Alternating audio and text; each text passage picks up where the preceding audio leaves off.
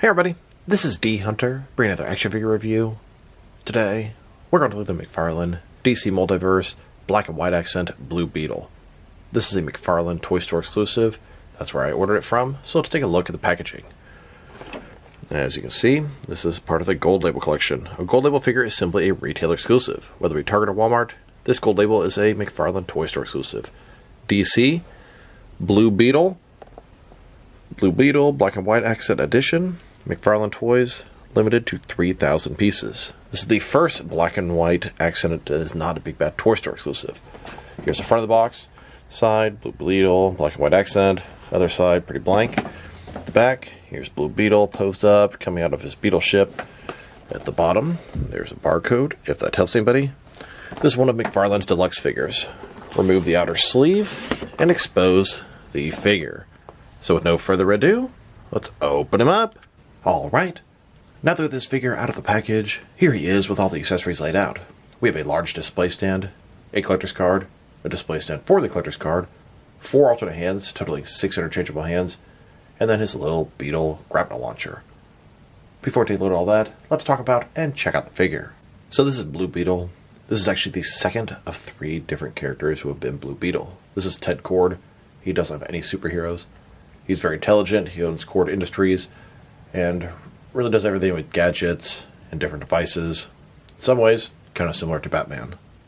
The first Blue Beetle was actually owned by Charlton Comics, and then acquired by DC Comics. This ended up being the second Blue Beetle, and its first appearance was in 1966. The third Blue Beetle, Jaime Reyes, a Hispanic person, a lot younger. He has this scarab that gives him his suit and powers. But Ted Kord here is an old school type hero. He was part of the Justice League International, and I do like Jaime Reyes, but I think I prefer the Ted Kord version of Blue Beetle. He's just cool for some reason. So let's take a closer look. Now, of course, this is the black and white accent version, so it doesn't have the traditional blue colors.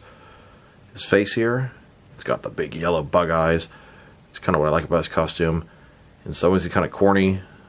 I mean, he has the features of a Beetle. Not quite the same as the modern Blue Beetle, but still, you can see a little bit of black around the eyes. Now, the skin color is pretty much done in white, and the rest of him is done in more or less black and white or gray colors. Normally, this would all be blue, and this would be a lighter blue down here. This is done on the Blue Beetle and Booster Gold body, first introduced in the 2-pack with those guys.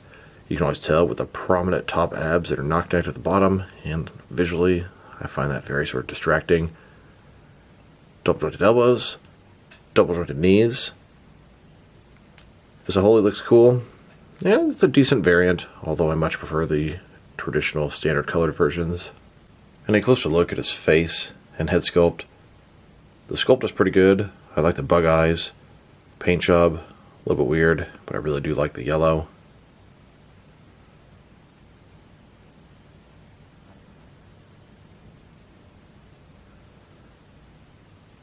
And then here's the figure, broken down as far as he can go, with all of his removable parts detached. Now let's check out his accessories, starting off with the boring stuff.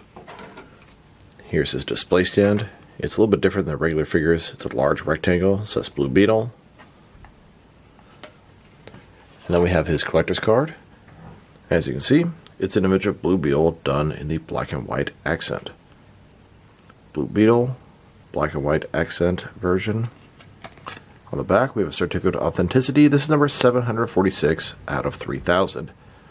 And it doesn't do much for me, but if you want to display your collector's card next to your figure, you have a stand to do so.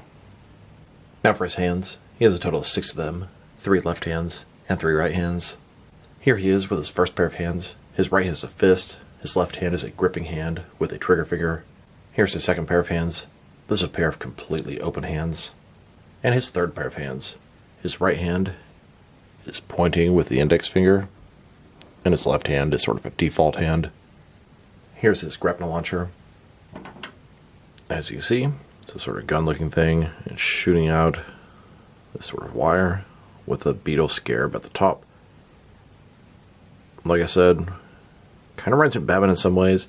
He has all these sort of Beetle devices, like this grapnel launcher, his Beetle ship, etc., etc. Here's Blue Beetle holding and getting ready to use his launcher. Now I want to check out the differences and similarities between this black and white accent blue Beetle and the original version from the 2-pack. And it is 100% the same figure, same sculpt, same articulation, just this one is in black and white colors, and the original and traditional comic colors. So let's take a closer look. Start with their heads.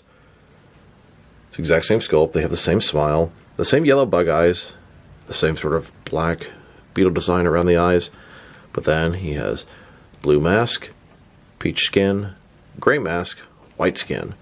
As we go lower, dark blue, light blue, similar belt.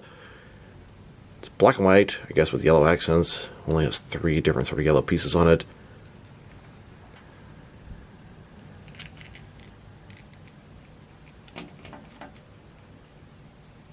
McFarlane has now given us 3 different Ted Cord Blue Beetle figures.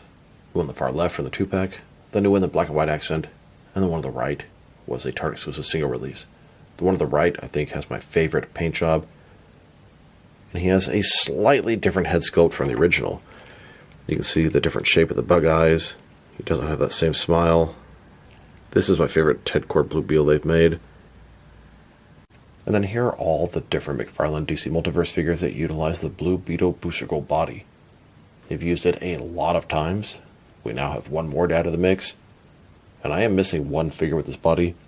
That is the Platinum version of the Justice League Task Force Wally West Flash. Should have him soon though. Now that we've taken a pretty good look at the figure and its accessories, let's check out his height. From bottom to the top of his head, standing right at 7 inches tall, which can translate to around 18 centimeters. And for his articulation, starting with his head, of course you're going to rotate side to side. He can look up and down about that much. Can tilt his head from one side to the other. Shoulders on a ball joint goes up more than 90 degrees, up, down, around. He's got this butterfly ring between his shoulder and chest, increasing the range of motion and covering the giant gap that would be there.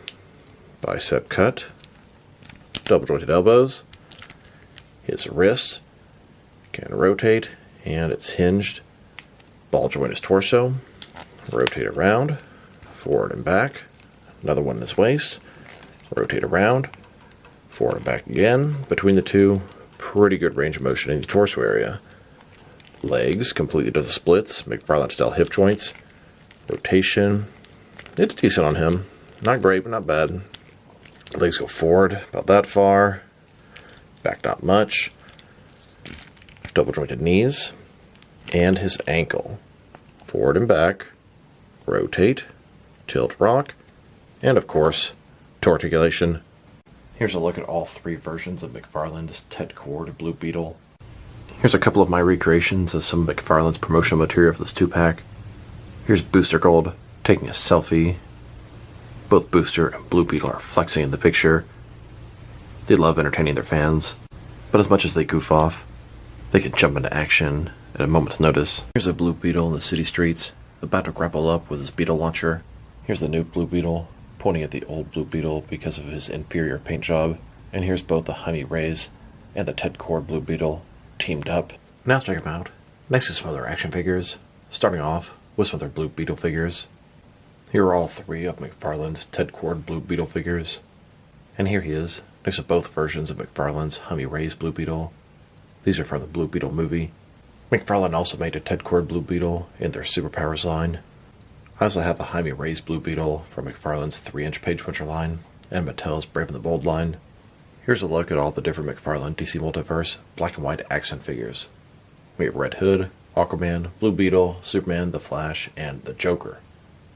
Blue Beetle is the first one that's not a Big Bad Toy Store exclusive. I'm not for sure what the next one's going to be, but I thought at one point I read black and white accent Wonder Woman, and I think maybe I remember seeing something about a Year 2 Batman black and white accent figure. And here he is, next to the black and white accent Spawn figure, which was also a Big Bad Toy Store exclusive. Now let's check him out, next to some other recently released McFarlane DC Multiverse figures.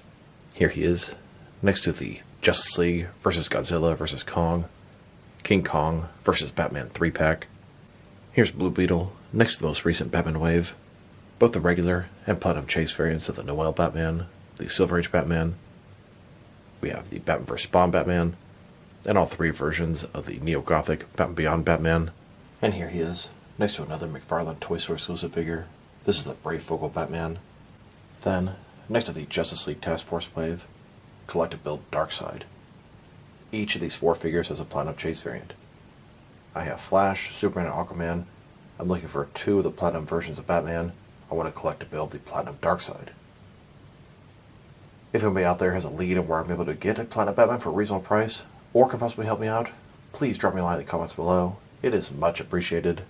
And now, with the Amazon exclusive Batman that came with the Batglider, and the GameStop exclusive Frostbite Nightwing, here's Blue Beetle, next to the Amazon exclusive Court of Owls 3-pack.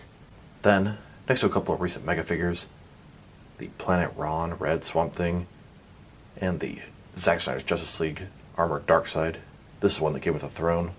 Then, next to the 8th wave of McFarlane Collector's Edition figures, both the regular and Platinum Chase variants of Lightning Lad, Sonic Boss Green Lantern, Geoforce, and Grid. The regular version of Mr. Terrific.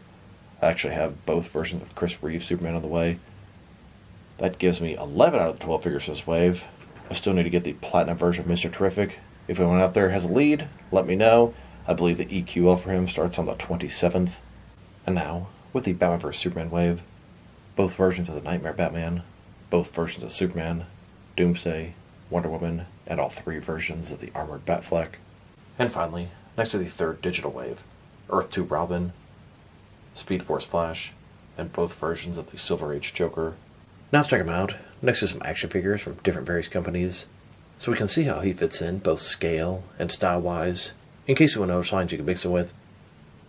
Since he's a McFarlane toy, they're typically the 7-inch scale. I'm going to start off my comparisons with some of the larger action figure lines I collect, and work my way smaller. But first, let's check him out with some of his McFarlane Toys brothers. In front of you are 5 different action figure lines, all from McFarlane Toys, all 7-inch scale. And now, with some Jack-specific wrestling figures, and some Diamond Select toys, here's Blue Beetle next to a half-eaten pack of Cookie Dough Twix. And here he is with some DC Direct and NECA figures. Then, with both some Mattel and Jazzwares wrestling figures. And here he is with some Mezco and Mattel DC figures. Next, with some Mafex and Hasbro Marvel Legends. And finally, with some SH Figure Arts and Jazzwares Fortnite figures. So overall, this is a nice Blue Beetle figure, and it has kind of a noir black and white look to him, but I much prefer the colored versions, as I imagine most people do. This is a cool paint variant, collector's edition, collector's version, whatever. I like the black and white action figures, but they're more display pieces than action figures to mingle in your world building, etc., etc. My complaints about this guy: the Blue Beetle body is okay, but I really don't like the 2 prominent abs. Sometimes I have issues with the wrists being rather loose, and sometimes I have a little bit of issue with the figure standing completely vanilla. You have to bend a knee or bend an ankle, and I like to be able to stand up completely straight as intended. Now in turn, I think the sculpt is pretty good. The figure, I just like it a lot, especially the original Blue Beetle. His accessories, honestly, some of the hands are kind of useless for him. I appreciate the gravity launcher, but there's plenty of other things he could potentially come with. If I were to rate this guy, I'd probably give him a 6 out of 10. It's a black and white figure. It's an okay variant. The original Blue Beetle, I probably gave him a 7 or 7.5. It's a very nice, fairly basic figure, but a great addition to your Justice League. So this is D Hunter. Thank you for watching this video. If you liked the video, press like below. If you have anything you want to say to the video, add to the comment section. If you want to see additional action figure reviews from me, press subscribe. I do appreciate you do that. Once again, this is D Hunter. Thank you for watching this video, and I will talk to you guys real soon.